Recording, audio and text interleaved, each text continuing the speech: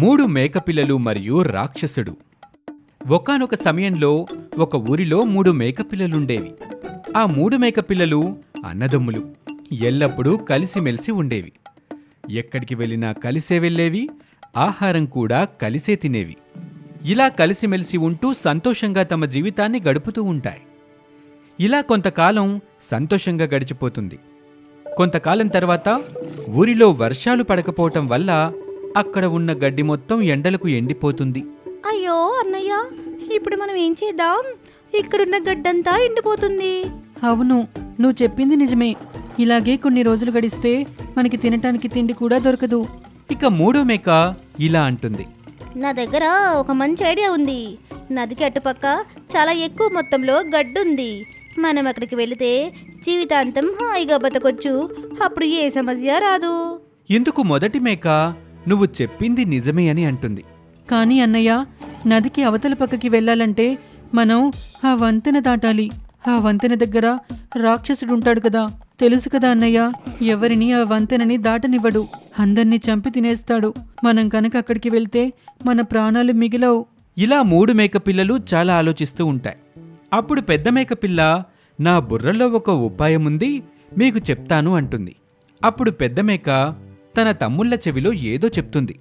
ఇది చాలా మంచి ప్లాన్ అనుకుంటాయి 3. ఇలా అనుకుని ఇక ఆ 3 వంతెన వైపుకి బయలుదేరతాయి.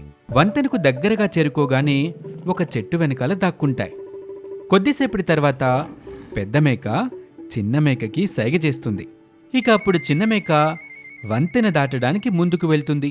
వెంటనే అక్కడ ఉన్న అతిపెద్ద రాక్షసుడు ఆ చిన్న మేకను చూసి ఇలా అంటాడు. ఎంత ధైర్యం! వేలెడంత లేవు, నన్నే ఎదిరించడానికి వస్తావా? ఇప్పుడు నిన్ను చంపి తినేస్తాను. దీంతో చిన్న మేక చాలా భయపడిపోతుంది. కాని వెంటనే ధైర్యం తెచ్చుకుని ఆ రాక్షసుడితో ఇలా అంటుంది. మహారాజా, నేను చాలా చిన్న మేకను. నేను చాలా నీరసంగా, అలాగే ఎముకల గుడిలా ఉన్నాను. నేను మీకు టిఫిన్గా కూడా సరిపోను. మీరు నా మాట వినండి. నా వెనకాల నా పెద్దన్న వస్తున్నాడు. అతనైతే చాలా బలంగా పుష్టిగా ఉన్నాడు.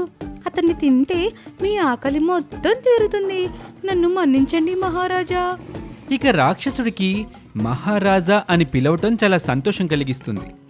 అప్పుడు రాక్షసుడు ఇలా అంటాడు. అవును, నువ్వు చెప్పింది నిజమే. నువ్వు ఒక ఎముకల గూడులా ఉన్నావు. సరే, నువ్విక పో. నేను నీ అన్న కోసం ఎదురు చూస్తాను. ఇక ఈ మాట విని చిన్న మేకపిల్ల సంతోషంగా వంతెన దాటుతుంది. అటువైపుకి వెళ్ళిపోతుంది.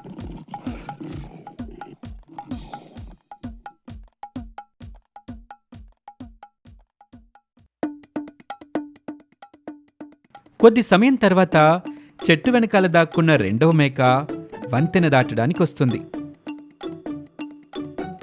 ఇక రాక్షసుడు దానిని ఆపి ఇలా అంటాడు. ఇప్పుడు నేను నిన్ను తినేస్తాను. నువ్వు చాలా తాజాగా పుష్టిగా ఉన్నావు. రాక్షసుడి మాటలు విని ఆ మేక ఇలా అంటుంది. మహారాజా, నన్ను క్షమించండి. నన్ను తింటే కేవలం మీకు టిఫిన్ మాత్రమే అవుతుంది. నా వెనకాలే మా అన్నయ్య వస్తున్నాడు. అతను నాకంటే 4 రెట్లు బలశాలి. మీరు కనుక అతన్ని చంపారంటే 3-4 రోజుల వరకు మీకు సరిపడేంత ఆహారం దొరుకుతుంది. నాపై దయతలిచి నన్ను క్షమించండి మహారాజా. మరొక్కసారి మహారాజా అనే మాట విని రాక్షసుడు చాలా సంతోషిస్తాడు. దీంతో ఆ మేకని వంతెన దాటడానికి వదిలేస్తాడు. 3 మేకల్లో పెద్దదైన మేక వంతెన దాటడానికి వస్తుంది. ఇక ఆ పెద్ద మేక ఒకే ఒక్క ఉదుటున ఆ రాక్షసుడిపైకి ఎగిరి తన కొమ్ములతో దాడి చేస్తుంది. దీంతో రాక్షసుడు నిలబడలేక ఢామ్ అంటూ నదిలో పడిపోతాడు. అప్పుడు ఆ మేక వెంటనే వంతెను దాటి అవతలి ఒడ్డుకు వెళ్ళిపోతుంది. ఇలా ఆ రాక్షసుడు నదిలో కొట్టుకుపోతాడు.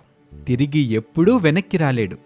ఇలా తమ ఉపాయం అలాగే సమయస్ఫూర్తితో 3 మేకలు సునాయసంగా వంతెన్ని దాటి అవతలి పక్క ఉన్న పచ్చగడ్డని కడుపు నిండా తింటూ హాయిగా అక్కడే జీవిస్తూ ఉంటాయి. ఈ కథ ద్వారా మనం తెలుసుకున్న నీతేంటంటే, ఆపద వచ్చినప్పుడు ధైర్యంతో సమయస్ఫూర్తితో ఉండటం వల్ల ఎంత పెద్ద సమస్యైనా సునాయాసంగా అధిగమించొచ్చు. ఈ కథ మీకు నచ్చింది కదూ? మా ఛానల్ని సబ్స్క్రైబ్ చేసుకోండి. అలాగే మీ ఫ్రెండ్స్తో షేర్ చేయండి, లైక్ చేయండి, అలాగే కామెంట్ చేయండి. Thank you for watching.